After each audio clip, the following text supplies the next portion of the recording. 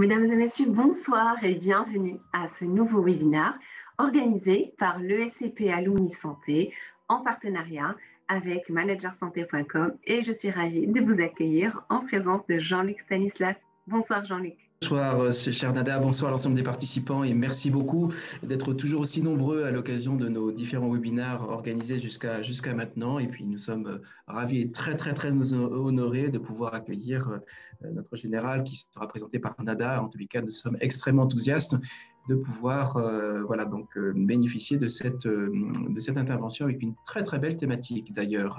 Merci à tous. Je vous précise que cette rencontre est enregistrée et sera disponible en replay sur la chaîne YouTube Manager Santé. Et tout au long de ce webinaire, n'hésitez pas à nous poser vos questions. Nous serons donc ravis de les relayer à notre invité. Et sans plus tarder, nous sommes ravis d'accueillir ce soir un invité spécial, le médecin général inspecteur Jean-Claude Régal-Sastourne. Bonsoir Nada, bonsoir à tous. Écoutez, moi aussi, je suis très heureux de participer à ce webinaire pour ESCP Alumni Santé, puisque voilà, je suis issu de l'ESCP Europe, de la chaire santé, il y a déjà quelques années, mais je salue aussi les camarades de promotion qui se sont inscrits, me dit-on, sur ce webinaire. Merci beaucoup de votre disponibilité et de votre présence avec nous ce soir, mon général. Vous êtes chevalier de la Légion d'honneur, vous êtes officier de l'Ordre national du mérite et officier des palmes académiques. Vous dirigez l'ensemble des hôpitaux, des services de santé des armées depuis 2019. Et aujourd'hui, nous vous avons posé la question de nous expliquer en une heure, et quel challenge, la spécificité du management au sein de ces établissements et surtout comment on passe d'un médecin à manager de manager. Donc, est-ce que vous pouvez peut-être dans un premier temps, mon général, nous expliquer la particularité, la spécificité des hôpitaux militaires et ensuite, nous, peut-être à travers votre parcours, nous expliquer comment on manage ce nombre d'hôpitaux après avoir été médecin et puis professeur. Alors, peut-être pour d'abord planter le décor, je dirais, il faut préciser à tout le monde que nous avons en France 8 hôpitaux militaires qui sont répartis aux 4 coins de l'Hexagone, 2 hôpitaux en Île-de-France, l'hôpital Percy, l'hôpital Bégin, 2 hôpitaux dans la région PACA, l'hôpital Sainte-Anne à Toulon, l'hôpital Lavran à Marseille, et puis des hôpitaux qui sont sur la périphérie de l'Hexagone avec un hôpital à Bordeaux, un hôpital à Brest, un hôpital à Metz et un hôpital à Lyon. Et dans ma chaîne hospitalière, donc le groupe que je dirige, il y a également un 9e établissement qui n'est pas un établissement de santé, qui est un établissement qui stocke les archives médicales de tous ces hôpitaux militaires.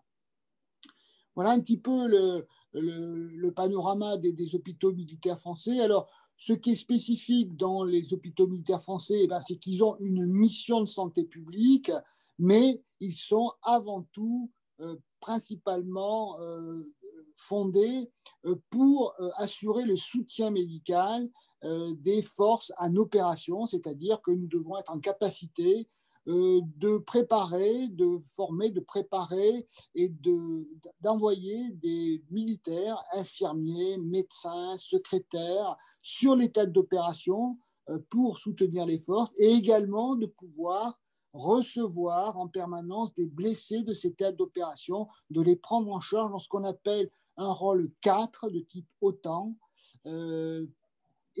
Prendre en charge leurs blessures, ça veut dire les traiter, mais aussi aller jusqu'à la réhabilitation physique et psychique de ces blessés, les réhabiliter dans la société, dans le milieu qui est le leur, le milieu militaire.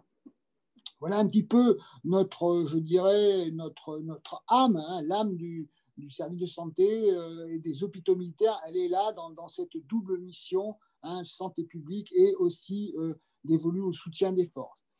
Alors, dans les hôpitaux militaires ont cette particularité d'être tous managés par des médecins. C'est une particularité un petit peu comme on trouve dans les centres de lutte contre le cancer, qui sont aussi managés par des médecins.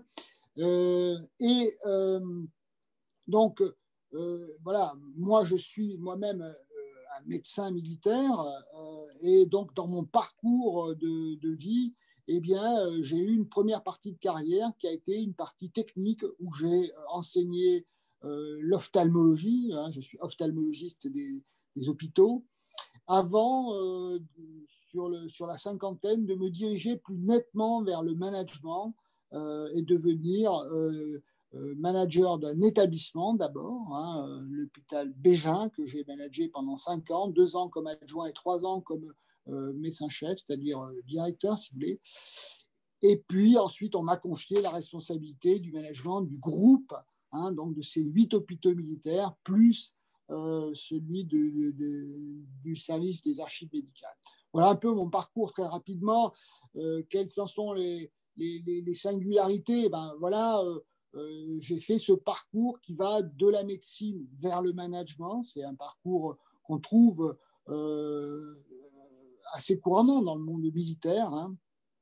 Il s'agit d'assumer des responsabilités et d'être un leader pour un ensemble de praticiens. Et puis, je dirais par goût aussi, hein, bien sûr, je n'ai pas été obligé de le faire, c'est par goût aussi que je me suis dirigé vers ces fonctions-là. Et je dois dire que j'ai fait aussi beaucoup d'efforts de formation pour, je dirais, compléter mes connaissances et acquérir de nouvelles compétences pour pouvoir assumer ces responsabilités. Voilà, je ne veux peut-être pas en dire plus. Hein. Je crois que les questions viendront détailler, si nécessaire, ce parcours. Exactement, et nous avons une longue liste de questions et toujours en restant sur le volet managérial, nous avons une question. Alors, mon général, on a dit par le passé que la médecine de guerre était à la médecine ce que la musique militaire était à la musique. Affirmation bien sûr ironique. Mais qu'en est-il vraiment de la médecine militaire à l'heure où les hôpitaux militaires fusionnent avec les hôpitaux civils? Alors, bon, écoutez, en tant qu'amateur d'opéra, je ne sais pas comment je dois prendre l'allusion à la musique militaire, mais enfin, bon, j'aime bien aussi la musique militaire, je dois l'avouer. Il y a quelques très, très bons compositeurs de musique militaire. Donc, aujourd'hui, la médecine militaire, c'est je dirais, c'est une branche de la médecine. Hein. C'est la médecine de guerre avec ses spécificités qui sont techniques. Hein. Par exemple, comment est-ce qu'on prend en charge aujourd'hui un blessé de guerre sur un théâtre d'opération dans une situation de précarité? Eh bien, selon une technique qui fait appel à d'abord du triage, de la catégorisation, et puis aussi un deuxième terme technique qui est le damage control, c'est-à-dire que contrairement à la pratique chirurgicale qui consisterait à faire tout en un seul temps et complètement, eh bien, dans la chirurgie de guerre, on va faire, si vous voulez, en sorte de maintenir en vie le blessé pour pouvoir le transférer vers des centres qui sont de plus en plus spécialisés dans la prise en charge de sa blessure. C'est donc, on voit bien se dessiner là une espèce de graduation dans le déploiement de la chaîne de soins, un peu comme on trouve aujourd'hui dans certains systèmes. Et d'ailleurs, Ma Santé 2022 est aussi un des modèles de déploiement d'une graduation dans l'autre offre de soins.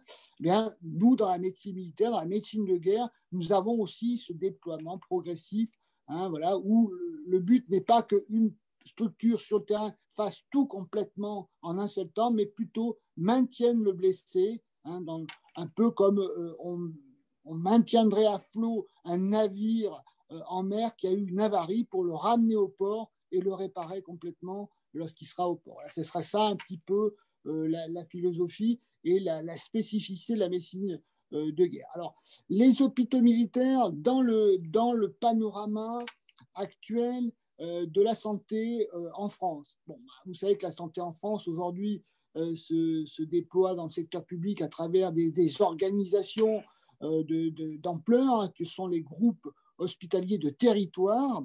Eh bien, la médecine militaire n'a aucune vocation à rester isolée sur le territoire national.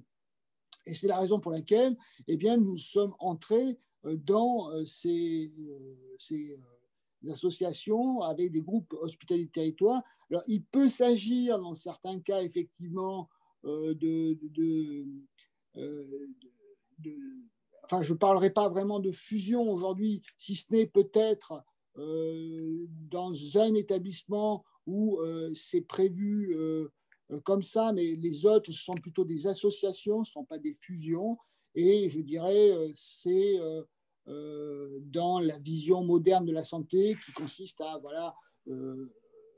proposer des parcours complets aux patients et s'assurer de l'aval, des urgences, de la prise en charge la plus complète, à la fois physique et psychique, d'un malade, avec les moyens dont on dispose. Et quand on n'en dispose pas, il faut pouvoir s'appuyer sur des partenaires avec lesquels on a des liens forts qui font que le suivi est particulièrement rigoureux et adapté à chaque individu qu'on prend en charge dans notre système. Si mes souvenirs sont bons, aujourd'hui, vous managez plus de 6 000 personnes, dont à peu près 700 médecins. Parmi les questions que nous avons reçues, comment rétablir équitablement les charges de travail entre praticiens de mon service quand certains n'ont pas envie d'en faire plus? Donc, c'est un manager qui nous pose cette question. Bon, alors là, on rentre vraiment, on va mettre tout de suite les mains dans le cambouis du management. Hein, là, effectivement, comment faire pour répartir les charges de travail quand certains veulent en faire moins que d'autres? Bon, je dirais, il faut d'abord établir beaucoup de discussions, il faut expliquer, il faut être pédagogue, faut fouiller aussi vraiment les charges de travail, les détailler, parce que il arrive que certains pensent que d'autres en font moins, mais parce qu'ils ne connaissent pas nécessairement toute l'ampleur de la tâche qu'ils déploient. Ils n'en voient qu'une partie. Donc, il faut être prudent quand même. Hein, avant de stigmatiser un tel ou un tel, il faut vraiment être sûr de son affaire. Et puis ensuite, je dirais, on peut essayer de fixer des objectifs aux gens. Et c'est un peu là le rôle de leader qui va être mis en œuvre. Autrement dit, le leader, il doit d'abord montrer lui-même ce qu'il faut faire pour permettre aux autres de l'imiter. Donc, j'ai pu constater ça moi-même lorsque j'étais un chef de service, qu'il y avait beaucoup de choses qui se faisaient par imitation. C'est-à-dire que quand on voit que le chef, il déploie beaucoup d'énergie, beaucoup d'envie, beaucoup d'activité, il n'est pas rare que certains veuillent faire la même chose et je dirais même parfois les plus jeunes veulent essayer de faire encore mieux que le chef, hein, pour lui prouver que la valeur n'attend pas le nombre des années. Donc, voilà un petit peu, je dirais, des choses concrètes, mais je pense que d'abord, il faut vraiment analyser, il faut expliquer, analyser, bien regarder et ne pas se contenter de diagnostics un peu hâtifs, un tel ne fait rien, et l'autre fait tout. Parce que généralement, ce n'est pas exactement comme ça que ça se... Il peut y avoir des fumistes, naturellement, mais généralement, c'est quand même pas, c'est pas la règle générale. Le plus souvent, les gens donnent le meilleur d'eux-mêmes dans le travail, en particulier dans les emplois de la santé. Et donc, je dirais, si on rentre un peu dans les trucs et astuces du management, je dirais, le management par l'exemple, si le chef donne l'exemple, c'est rare quand même qu'il n'y ait pas des adeptes pour essayer de l'imiter. Et après, il y a un effet d'entraînement qui peut apparaître. Bon. Alors, merci beaucoup, mon général. On va essayer d'alterner avec des questions qui sont posées par les participants qui sont directement dans le chat. Et on a déjà plusieurs questions, parmi lesquelles Lidvine Vaillant, qui est auteur d'un ouvrage sur les innovations au management, pose une question pour aller vraiment au cœur du sujet. Sa question est la suivante. Je pense que vous pouvez y avoir accès également, mon général. Est-ce que le fait que les hôpitaux militaires soient dirigés par des médecins apporte un climat relationnel plus apaisé et ou une meilleure co-construction dans la recherche de solutions? En clair, est-ce que vraiment la présence des médecins est une véritable valeur ajoutée sur le plan des organisations, sur le plan du management? Et encore une fois, Lidvine Vaillant est auteur d'un ouvrage, un excellent ouvrage sur les innovations en management. Et donc, du coup, votre réponse est très, très, très attendue. Merci beaucoup. Oui, alors écoutez, il y a eu énormément de publications qui ont essayé d'analyser ce qu'un médecin pouvait amener dans le management d'un établissement de santé. Vous trouverez de nombreuses publications sous la rubrique qui s'appelle Doctors as Leaders. Vous tapez ça dans un moteur de recherche, Doctors as Leaders, et vous avez toute une littérature qui va vous donner des avantages et aussi parfois des inconvénients, parce qu'il n'y a pas que des avantages. Bon, mais en gros, qu'est-ce qu'un médecin amène de plus, je dirais, dans le management d'un établissement de santé? C'est certainement sa sensibilité à la qualité des soins, à la qualité de la prise en charge. Autrement dit, dans les établissements de santé où on cherche à déployer des politiques qualité dans le management, eh bien, le médecin, son atout, sa force, je dirais, c'est d'être très sensibilisé depuis sa plus tendre formation, sa jeune formation, à la qualité de la prise en charge. Et donc, ça, c'est un point qui, à mon avis, est très important et qui relie vraiment le médecin comme manager à sa communauté médicale. Il y a ce qu'on appelle une unité de parole, c'est-à-dire qu'on se comprend sur ce sujet-là. Naturellement, le management, ce n'est pas seulement s'occuper de la qualité des soins, il y a aussi un rôle de répartiteur des moyens, de faire en sorte que les moyens soient parfaitement adaptés aux objectifs qui sont poursuivis, à l'établissement d'une politique générale, etc. Et là, il faut aussi avoir d'autres qualités. Il n'y a pas que... c'est aussi pour ça, d'ailleurs, qu'on a besoin de se former, lorsqu'on est médecin, de se former au management. On ne peut pas s'appuyer tout le temps sur la première qualité que j'ai décrite, la qualité des soins. Et puis, il faut aussi savoir s'appuyer sur des équipes. Alors ça, c'est vrai que les médecins, généralement, ont l'habitude de travailler en équipe et des équipes pluridisciplinaires. Vous savez que dans le monde médical, on a l'habitude de faire des réunions pluridisciplinaires, de concertation, les RCP, les réunions de concertation pluridisciplinaires, lorsqu'on a des pathologies graves, etc. Je dirais qu'un staff managérial d'un établissement, c'est un peu ça. C'est une pluridisciplinarité d'approche.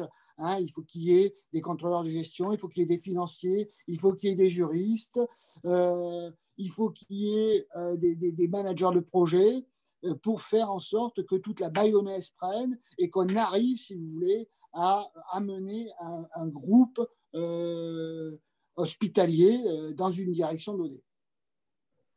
C'est parfait. Nous avons une multitude de questions qui arrivent en même temps, donc ce qui est plutôt très bien. Alors, on va peut-être rester sur le volet justement des différents professionnels de santé, puisqu'on a abordé la question des médecins. Vous avez répondu, mon général, donc c'est parfait. Alors, on a des questions complémentaires, puisqu'on a parlé des médecins, il faut parler des autres catégories aussi.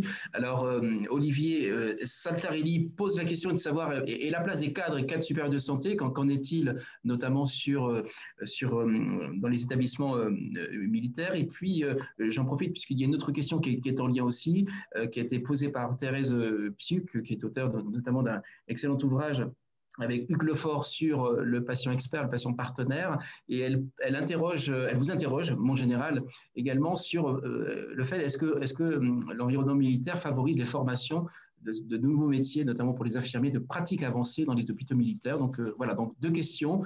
voilà, quid de la place des cadres managers, donc cadres de santé, cadres supérieurs de santé, puis quid également de la place des infirmiers de pratique avancée, qui est une nouvelle posture, voilà, qui est très présente dans les hôpitaux en général, mais qu'en est-il effectivement pour les hôpitaux militaires? Donc, merci mon général. Les managers d'établissement savent bien que bon, voilà, l'immense majorité des soignants est composée par justement les aides-soignants, les infirmiers, les secrétaires. Et voilà, le cadre de santé, le cadre de proximité a un rôle primordial. C'est un rouage essentiel du management d'un établissement. On ne peut pas manager un établissement sans avoir un coordinateur de soins qui a autour de lui un encadrement de santé qui soit fort. Et le directeur d'établissement, le médecin-chef dans un établissement militaire doit vraiment avoir un rôle de leader vis-à-vis de cette communauté.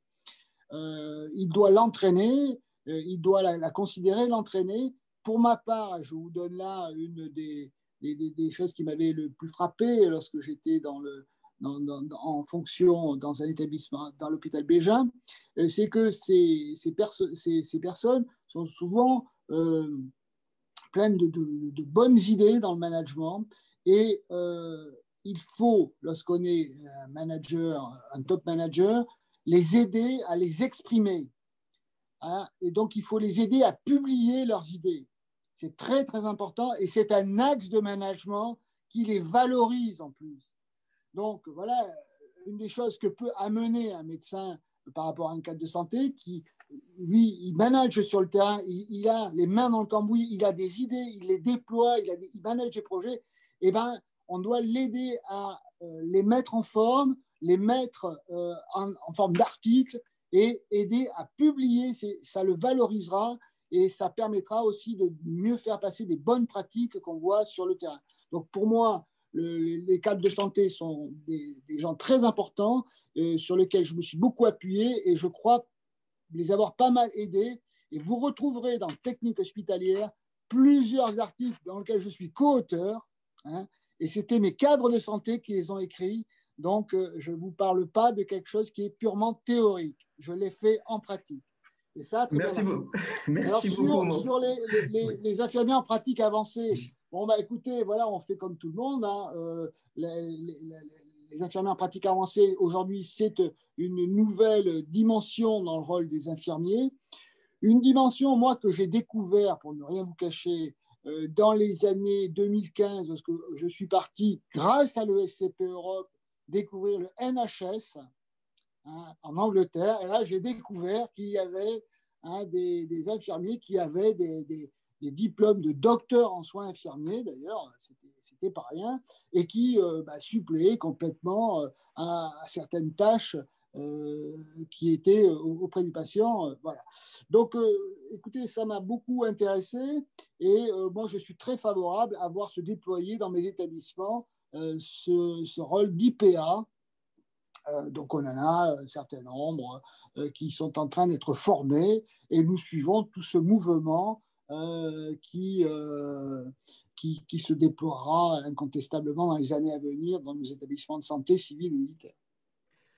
Mon général, alors désolé, il y a énormément de questions, donc on les prend au fil de l'eau. Alors, vous avez parlé des différentes corps de métier, donc merci beaucoup. Vous avez parlé également de la nécessité de valoriser par des publications, évidemment, pour reconnaître les différents engagements professionnels. Alors, évidemment, nul doute que notre ami Jean-Michel Budet, qui est le directeur de la revue Gestion hospitalière, qui est présent avec nous, et on remercie beaucoup, on le salue chaleureusement, et il a une question pour vous, justement, donc toujours en lien avec la question des métiers. Donc la question est la suivante: comment gérez-vous la cohabitation des personnels des différents statuts, justement, donc statut militaire, civil, fonctionnaire, contractuel, prestataire privé, qui n'obéissent pas véritablement aux mêmes règles hiérarchiques? Donc évidemment, Jean-Michel Budet est un grand spécialiste aussi de tout ce qui se rapporte à la réglementation des établissements de santé, donc nul doute que votre réponse sera probablement très éclairante.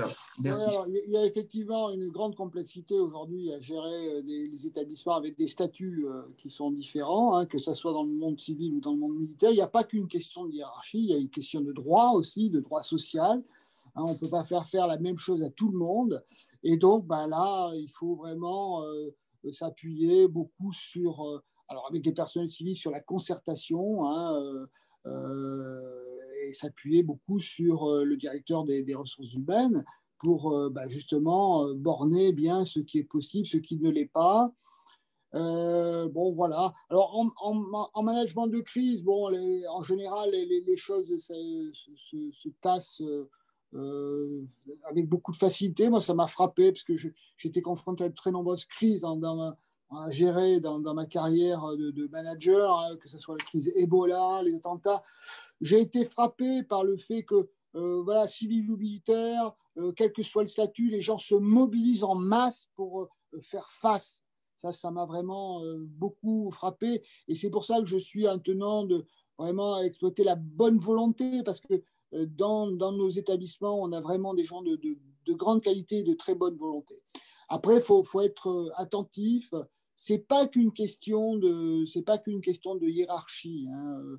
C'est aussi une question de statut, c'est une question de salaire, c'est une question de rémunération. On peut pas tout demander, tout n'est pas pareil. Voilà. Ce qui serait plutôt, je dirais, l'élément fédérateur, c'est toute la dimension de la protection que l'on doit mettre en œuvre. Car que l'on soit, quel que soit le statut, celui qui dirige un établissement doit protéger ses employés de la même manière, avec la même ténacité, avec la même force, avec la même conviction, et il doit le faire savoir pour que ceux-ci se sentent qu'ils travaillent, je dirais, dans des conditions sûres, sécures. Voilà ce que je pourrais dire. Parfait. Merci beaucoup pour votre réponse. Nada, je te laisse éventuellement reprendre peut-être sur les questions qui ont été posées en amont avant le webinaire, parce qu'il y a beaucoup de questions. Je t'en prie. Exactement. Je vais, dans cette continuité, passer aux innovations et aux technologies, notamment le numérique. Et donc, plusieurs personnes, donc j'essaie de résumer. Donc, la transformation numérique des hôpitaux militaires. Que prévoyez-vous pour la gestion des données, les entrepôts de données notamment, l'interopérabilité, les parcours? Quelle est votre vision sur l'innovation et la place du numérique au sein des hôpitaux, au sein de vos établissements? Et surtout, quel retour vous avez à l'issue de cette crise sanitaire qu'on a vécue et qui a entraîné une accélération de ce virage numérique? Oui, bon, alors l'hôpital numérique, hein, mais évidemment, c'est aujourd'hui quelque chose qui nous préoccupe à tous, hein. Il y a, en ce qui concerne tous les établissements, malheureusement, à réajuster des budgets d'abord, hein, parce que les budgets n'ont pas toujours été priorisés vers l'évolution numérique en santé. Bon, une fois qu'on a dit ça, il y a deux aspects, hein. Il faut donc perfectionner notre socle de serveurs, etc. Il faut le sécuriser, hein, parce qu'aujourd'hui, on est interpellé par les cyberattaques dont font l'objet les établissements de santé. Il y aurait même une statistique qui a été rapportée, je ne pourrais pas donner précisément la référence, mais qui dirait que le nombre de cyberattaques a augmenté de manière exponentielle avec la crise Covid. Alors certains disent même que ça a été multiplié par 300. Je sais pas si, là, je mets beaucoup de bémols et de guillemets, je n'ai pas vérifié, mais voilà. C'est pour dire que vraiment on est dans l'ère où la cybersécurité dans le numérique va être très importante. Donc il y a forcément les établissements de santé qui sont des systèmes ouverts sont des cibles potentielles, et on a vu un certain nombre d'établissements, enfin moi ça me préoccupe, hein, particulièrement, on a vu un certain nombre d'établissements qui ont fait l'objet d'attaques avec des ransomware, hein, donc ils ont été obligés on leur a bloqué leur système, leur accès aux dossiers patients, etc. Et ils ont dû négocié. Alors, je ne sais pas exactement ce qu'ils ont fait. Est-ce qu'ils ont dû payer? Est-ce que la police a réglé leurs problèmes? Je n'ai pas suivi le détail, mais enfin, ils ont été très ennuyés. On a même vu le NHS qui a été aussi mis à mal l'année dernière par une cyberattaque.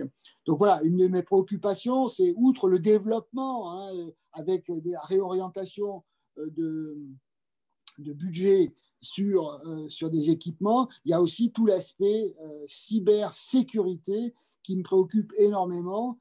Et je dois dire que voilà, la crise a été là aussi un accélérateur de cyberattaques. Donc voilà, on est très préoccupé. Je ne sais plus quelle était l'autre dimension dans la question, je l'ai un peu mangé sur la... Ce sont les enseignements de la crise concernant... Ah oui, alors effectivement, dans la crise, bon, on a vu, nous, se développer, voilà, c'est ça ce que je voulais développer, la télémédecine, la téléconsultation. Donc ça, c'est une troisième dimension qui me paraît très, très importante. Dans la première vague, nous, on a vu exploser le nombre de téléconsultations. Bon, et puis ensuite, ça s'est un peu atténué dans l'automne. Et aujourd'hui, on est sur un rythme de à peu près entre 5 et 10% de téléconsultation. Bon, ce n'est pas énorme, mais c'est quand même beaucoup plus que ce qu'on avait avant la crise. Donc, on voit bien que cette dimension de téléconsultation est aussi à prendre en compte dans nos établissements pour justement permettre de garder le lien entre le médecin et son patient lorsqu'on est confronté à des phénomènes de saturation hospitalière ou des phénomènes justement de confinement dur, quoi. Voilà. Alors, on va essayer d'élargir sur le plan international, mon général, si vous le voulez bien, parce que parmi les questions qui sont posées par les participants dans le chat, il y a une question d'un spécialiste en économie et management du Maroc, donc Brahim Bouayaoui, je m'excuse pour la prononciation, qui pose une question, je pense, qui va permettre le prolongement, du coup, sur les aspects un petit peu sanitaires. Je pense que vous allez sourire, mon général, mais je vous la pose de la manière dont elle est posée. Donc, bonsoir, mon général. Une seule santé est-elle une approche intégrée de la santé face à la mondialisation des risques sanitaires? Comme vous le savez, on en a beaucoup parlé dans la préparation de ce webinaire. Et il dit, dans quelle mesure le corps militaire peut-il coordonner avec l'hôpital public pour améliorer les soins de santé globale? Voilà, dans l'idée probablement vers une vision voilà, santé, une seule santé, donc One Health. Donc voilà, donc c'est une légère transition sur un autre volet qu'on va vous solliciter évidemment sur les aspects des crises sanitaires, mais là c'est une invitation internationale pour savoir quid de ce regard, le regard de l'environnement militaire dans une approche globale.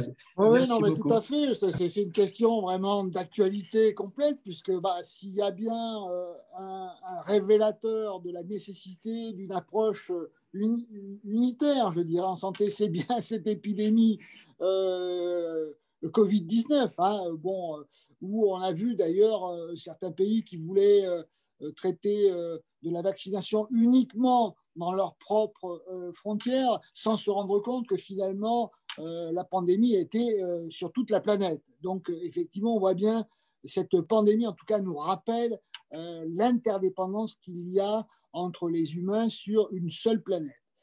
Alors, nous, je dirais, qu'est-ce qu'on fait dans ces affaires-là? Eh bien, on a des moyens qui sont limités, mais qu'on cherche à quand même optimiser et à mettre à disposition.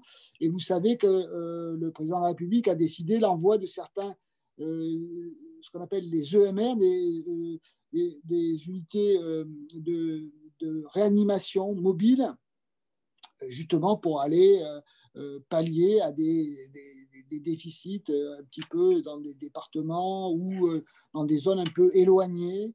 Voilà. Alors, je pense que c'est une approche qui est intéressante. Et puis, je pense qu'effectivement, on va rapidement avoir à se questionner sur la vaccination, comment faire en sorte que l'immense majorité de la population de la planète puisse avoir accès à un vaccin. Donc, vous avez vu qu'il y a plusieurs vaccins.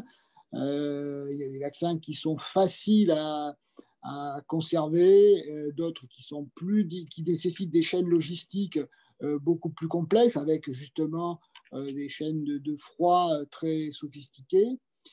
Voilà, là, je crois qu'il y a un défi logistique aussi qui est interrogé.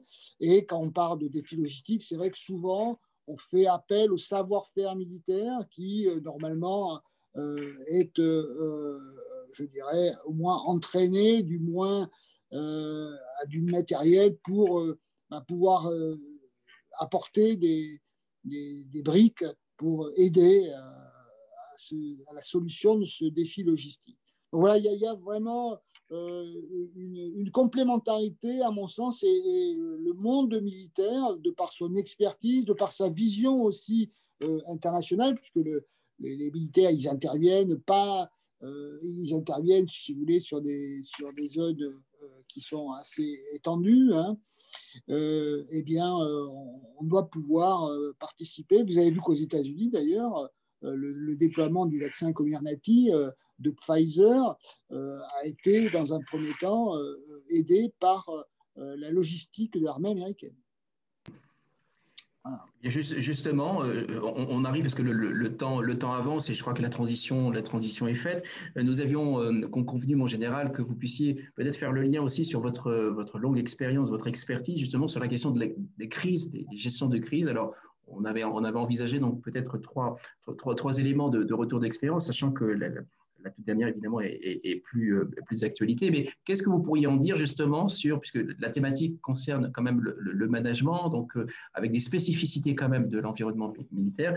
Au regard de votre expérience, qu'est-ce que vous pourriez en dire notamment sur l'approche de la gestion des crises, puisque par définition, l'environnement militaire est extrêmement habitué à ce type d'événements, je dirais, d'importance, je dirais, territoriale immense. Oui, alors, effectivement, j'ai eu à gérer et à manager des établissements de santé dans des périodes de crise.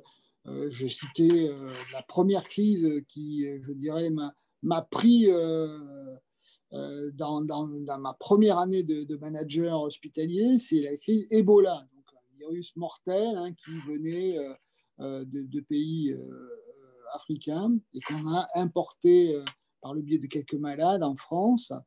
Donc ça a été la première crise. La deuxième grande crise que j'ai dû faire face, ça a été les attentats du 13 novembre 2015. Donc là, un afflux massif de blessés de guerre sur le territoire national, dans un temps extrêmement court, avec la nécessité de faire face à voilà, des blessures très importantes, très délabrantes, et un choc, si vous voulez, psychologique important, avec une menace de déstabilisation, avec un risque de surattentat, de chaîne d'attentats qui viendraient, si vous voulez, déstabiliser complètement la chaîne de santé.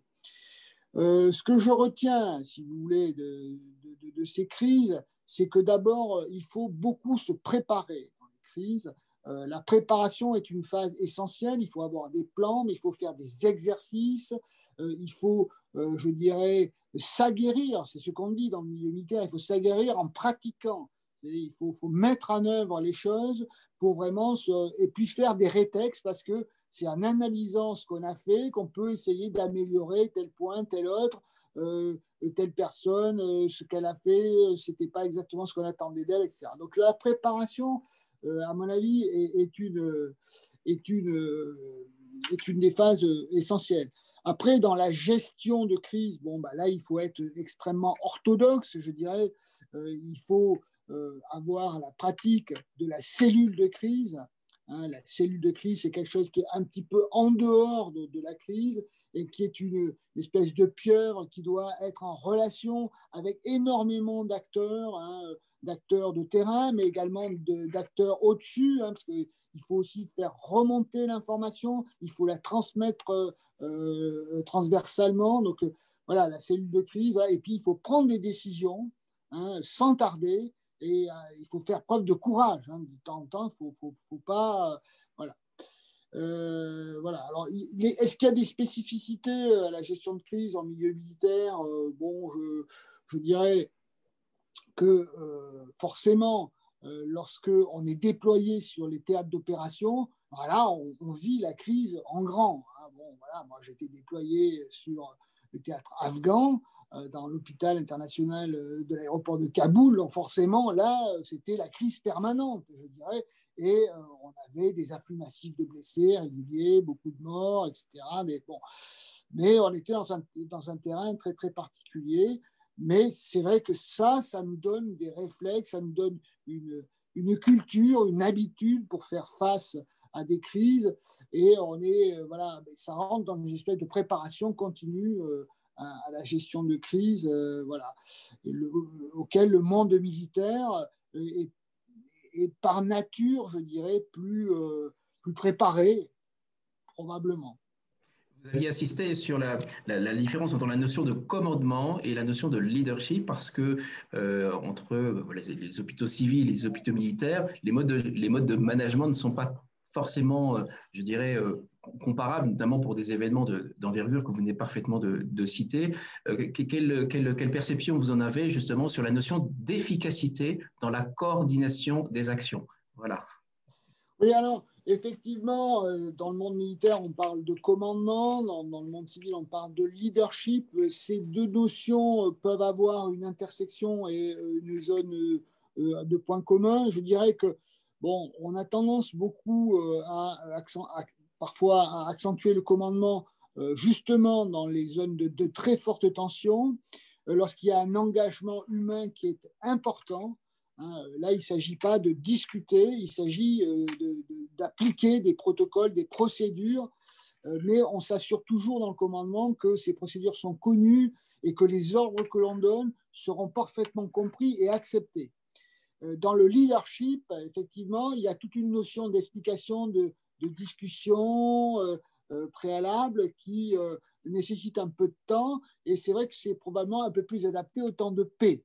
Voilà, lorsqu'on a un peu de temps devant nous, on peut envisager des instances de se concerter, être sûr qu'on a bien envisagé toutes les hypothèses. Bon, sur le terrain, voilà, lorsqu'il y a des engagements de troupes, etc., on est plutôt sur une version de commandement, mais je dirais il y a quand même de l'intersection entre les deux. On voit bien à travers les procédures qui sont appliquées. Vous savez que quand on donne un ordre, normalement, il faut toujours s'assurer qu'il sera facilement exécuté. Comme ça, si vous voulez, voilà. Et en fait, comment on s'assure de ça? On s'assure par le biais de procédures qui sont parfaitement connues, qui sont parfaitement huilées, qui sont parfaitement intégrées par l'exécutant. Si on demande à l'exécutant d'exécuter une procédure qu'il connaît, normalement, il n'y a pas vraiment de problème. Alors, dans l'armée, on appellera ça du commandement, mais on peut trouver ça aussi dans d'autres milieux qui sont moins militaires. Tout à fait. Justement, dans la situation actuelle, justement, sur la gestion logistique pour le déploiement, évidemment, de la stratégie vaccinale, on avait eu l'occasion d'en parler et vous disiez que de la place que vous occupez actuellement, vous deviez assurer une parfaite coordination à l'échelle nationale, justement, de telle sorte que l'ensemble des actions soient extrêmement bien suivies, peut-être aussi en réduisant quelques strates je dirais, d'arbitrage. Voilà. Donc, est-ce que vous pourriez peut-être donner un peu votre lecture au regard de votre situation? Oui, alors effectivement, dans les défis logistiques auxquels on doit faire face aujourd'hui en période de crise, effectivement, il faut être très attentif à ne pas tomber dans le millefeuille administratif et à s'y embourber complètement. C'est un risque. Donc, effectivement, il faut bien avoir en tête les organigrammes pour pouvoir taper toujours au bon niveau et avec efficacité. Bon, mais voilà, c'est un défi qu'on connaît tous. Bon, le millefeuille administratif, parfois, a des vertus, parce qu'il évite parfois aussi de faire des bêtises, mais quand il faut prendre rapidement les décisions, des fois, il faut savoir appeler la bonne personne. Donc ça, c'est quand même quelque chose de très important. Et voilà, lorsqu'on monte dans le top management, on a quand même quelques facilités pour savoir qui appeler et débloquer quelques situations qui auraient pu parfois prendre un peu plus de temps pour être résolues en d'autres circonstances. Merci beaucoup, Nada. Je te laisse reprendre la main peut-être pour d'autres questions qui sont posées. Voilà. Rebondir sur les différentes crises dont vous avez parlé. Donc, vous avez managé plusieurs situations, donc à savoir les attentats du Bataclan, Ebola, la crise Covid. Et on a une question dans ce sens, c'est que malgré les alertes début des années 2000, nous sommes en crise sanitaire. Mais quelles leçons avons-nous tirées ou pouvons-nous en tirer, mais que ce soit de la crise Covid, mais aussi des autres crises que vous avez pu vivre? S'il fallait peut-être sortir de cet échange avec une caisse à outils, avec des points clés, que serait-il? Dans les années 2000, effectivement, les prévisionnistes avaient déjà parlé du risque pandémique. Voilà. Alors bon, il y avait bien la pandémie grippale qui interpellait beaucoup les managers, mais la pandémie grippale, elle avait sa solution dans la vaccination. Là, on a vu qu'effectivement, ces pandémies, elles commencent à se multiplier. Alors, il y a eu Ebola, et puis maintenant, on a eu en 2019 le SARS-CoV-2. Et puis, vous voyez que en 2021, début d'année 2021, on nous parle des variants du SARS-CoV-2. On nous parle de ces variants britanniques, sud-africains, brésiliens. Donc, on voit que les virus sont des structures vivantes qui sont capables de s'adapter aussi en permanence. Et donc, nous aussi, il faut qu'on cherche à nous adapter. Alors, comment nous adapter? Probablement en revenant, je dirais, aux fondamentaux, comme on dit dans le rugby. Voilà, on a possiblement un peu éludé ce risque en privilégiant probablement une très forte optimisation de notre appareil hospitalier. C'était tout à fait logique. Il était logique de chercher à optimiser les financements importants qui sont dévolus dans le monde de la santé. Mais c'est vrai que là, on voit aujourd'hui qu'on a peut-être touché une limite. Il faut aussi continuer à se préparer. Je crois que la préparation et l'anticipation, ce sont des clés très, très importantes. Alors, les plans, ils existent, ils ont été déployés. Il faut probablement, à l'aune des rétextes qui ont été faits et qui seront faits encore, essayer de voir tout ce qu'on peut optimiser. Et puis, il y a tout un travail certainement aussi dans la prévision, c'est-à-dire essayer pour qu'on soit plus dans l'anticipation que dans la réaction.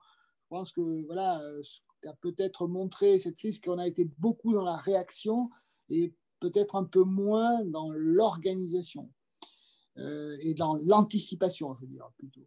Donc voilà ce que je dirais. Enfin, on n'est encore pas sorti de la crise, puisque là, on est sur un plateau relativement haut aujourd'hui dans tous les établissements de santé. Alors, il y a une espèce d'hétérogénéité quand même sur le territoire national, encore, ce qui permet qu'il y ait des transferts entre les régions. Lorsqu'il y a une saturation en réa, par exemple dans le sud-est, on peut encore transférer des malades dans le nord-ouest, en Bretagne en particulier, dans toute la région Bretagne. Il faut espérer que ça soit encore possible de le faire. Voilà. Mais enfin, on a aussi fait preuve de beaucoup d'imagination. Par exemple, tous ces transferts en avion, en train, ça a été quand même quelque chose qui a été très salutaire dans la gestion des premières phases de la crise et qui ont été, je dirais, imaginées et mises en œuvre sur le territoire national alors qu'elles n'avaient jamais été mises en œuvre Donc, on a aussi su faire preuve d'imagination dans la gestion de la crise. Et c'est important d'avoir de l'imagination dans la gestion de la crise. Exactement, il a été question de beaucoup d'imagination et beaucoup d'agilité. Et mon général, en début de webinaire, vous évoquiez l'expertise acquise en matière de réhabilitation.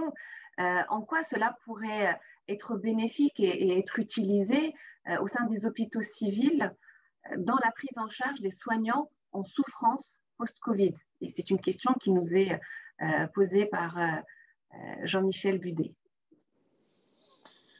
Oui, alors effectivement, la souffrance des soignants dans les périodes de crise, ça c'est quelque chose qui ne doit pas être négligé et qu'on a tous connu. Hein. Moi, j'ai connu ça lorsque j'étais en Afghanistan, où justement, il y a des soignants qui sont venus avec des traumatismes psychiques de guerre parce que malgré leur statut de soignant, malgré le fait qu'ils aient été formés, ils n'avaient pas l'habitude de voir des blessures aussi graves, autant de morts à la fois. Ça les a impactés psychiquement. Je crois que dans le Covid, c'est la même chose. Hein. Les gens sont allés très très loin, ils ont puisé très très loin dans leurs ressources. Ils ont dû aussi, il faut quand même le dire, faire face à un grand nombre de morts. Hein. Aujourd'hui, on a, dans les hôpitaux militaires, on a franchi la barre des 500 décès liés à la crise et on représente que 1% de l'offre de santé. Donc, vous voyez, il y a à peu près, j'ai plus le chiffre en tête, mais ça va être autour des 70 000 morts liés à la crise Covid. Bon. Donc, ça fait beaucoup. Tous ces malades graves, on a aussi dû former des infirmiers aux techniques de réanimation, donc ça leur a demandé un gros investissement. Donc, je crois qu'il y a vraiment à prendre en charge cet investissement et cet impact psychique de la crise, sans parler bien sûr de tous les soignants qui ont été directement atteints par le virus et qui ont fait une forme plus ou moins grave de la maladie et qui peuvent parfois en avoir quelques séquelles parce que là aussi, on a vu qu'après la phase aiguë, il pouvait y avoir des Covid longs, hein, c'est-à-dire des Covid qui duraient plusieurs mois avec une fatigabilité, des altérations multi-organes, etc. Voilà, c'est une préoccupation dont on n'est pas encore sorti. Voilà. Alors, j'ai pas de recette miracle, je sais que ça existe. Je pense que les groupes de parole qui ont été mis en place sont un embryon de solution. Le management doit veiller à ce que, je dirais, les gens qui sont mis en fonction, ils aient bien leur formation. Il puisse y avoir de la régénération qui soit programmée, c'est-à-dire qu'on puisse permettre aux gens un petit peu de sortir du service, prendre des vacances, se reposer, changer un petit peu peut-être de zone dans l'hôpital, hein, passer de la zone Covid à la zone non Covid pour reprendre un peu leur vie antérieure, leur vie normale. Voilà ce que je dirais, mais c'est probablement un peu incomplet comme réponse. Mais oui. dans la prolongation, évidemment, nous avons le témoignage aussi d'un professionnel de santé qui est à la fois étudiant, mais qui est aussi un acteur de l'environnement militaire. Et donc Alexis Bataille, que vous connaissez probablement, qui est également étudiant en soins infirmiers. Il y a une question qu'il souhaiterait vous poser, et la question est la suivante. Donc, à ce titre, mon général, le savoir expérientiel, notamment des blessés militaires, peut-il être une ressource spécifique dans la démarche managériale et la prise de décision des hôpitaux d'instruction des armées? Voilà.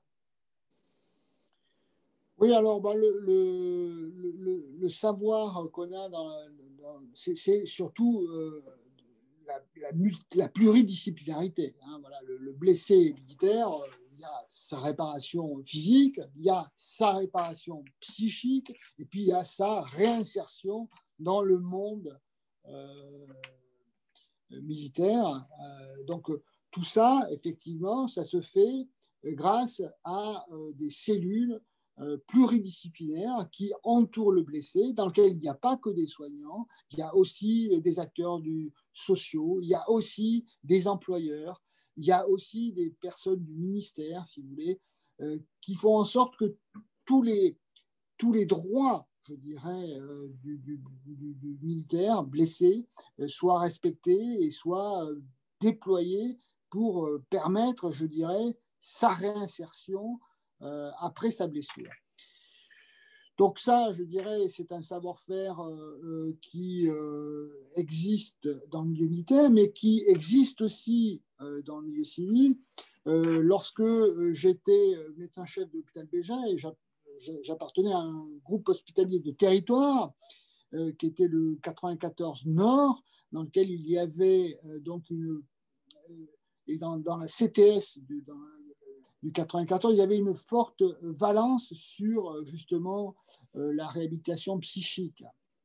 Et on avait été invité, je me rappelle, à un séminaire de ce CTS où on avait pu exposer notre expérience, mais on avait pu voir aussi que plusieurs établissements de santé du Val-de-Marne avaient aussi déployé ce savoir-faire dans le milieu civil, de manière qui n'était pas exactement identique, mais qui était quand même tout à fait comparable avec justement cette pluridisciplinarité, avec des acteurs du monde de l'hôpital, mais aussi du monde médico-social qui permettent justement cette... voilà. Très bien, merci beaucoup mon général pour toutes ces réponses et ces témoignages. Alors, nous avons encore beaucoup d'autres questions. Je sais que vous avez des impératifs et nous arrivons à la fin de ce webinaire. Eh bien, s'il fallait une phrase pour conclure. Eh bien, écoutez, je dirais que pour conclure, il faut être fier de notre métier de soignant. Et il faut garder l'espoir dans l'avenir, car on ne sera pas tout le temps dans la crise et on retrouvera, je pense, la joie des rapports sociaux qui nous manquent tant aujourd'hui. Donc ce que je souhaite, c'est que grâce au vaccin, eh bien, on puisse rapidement se retrouver de la présence voilà, et confronter nos idées. Merci beaucoup. Un grand merci mon général de votre disponibilité, de cette approche très positive et bienveillante, hein, comme le dit si bien Lidvine. Donc nous avons déjà des retours à chaud. Merci de votre présence et peut-être que pour répondre aux autres questions, nous vous inviterons à un prochain webinaire si votre agenda le permet. Un grand merci Jean-Luc. Avec plaisir, merci beaucoup et encore une fois nous mettrons en lien dans le descriptif du webinaire une fois qu'il sera en ligne, donc les informations complémentaires que le général a bien voulu nous mettre à notre disposition, donc nous les mettrons évidemment pour l'ensemble des participants qui le souhaitent. Donc un immense merci du temps consacré évidemment pour ce webinaire avec une richesse des éléments d'échange.